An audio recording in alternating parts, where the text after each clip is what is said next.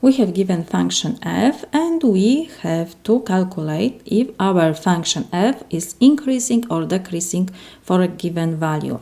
In this case, we have x equals -1. To solve this problem, we will use first derivative. First, we have to find the first derivative. Next, we have to calculate this first derivative for x equals -1. When we got positive value, it means our function f is increasing. When we got negative value, it means our function f is decreasing. So let me write this. So first we have to find first derivative.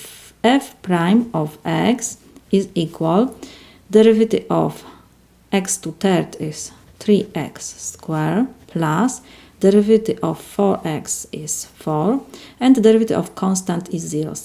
So I don't have to write this. Next, we have to calculate the value of this derivative for x equals -1. So f prime of -1 is equal. Just copy 3 and x we replace by -1 to second power plus 4. So f prime of -1 is equal 3 times -1 to second power is 1. 3 times 1 is 3 plus 4. So f prime of -1 is equal 7. We got positive value.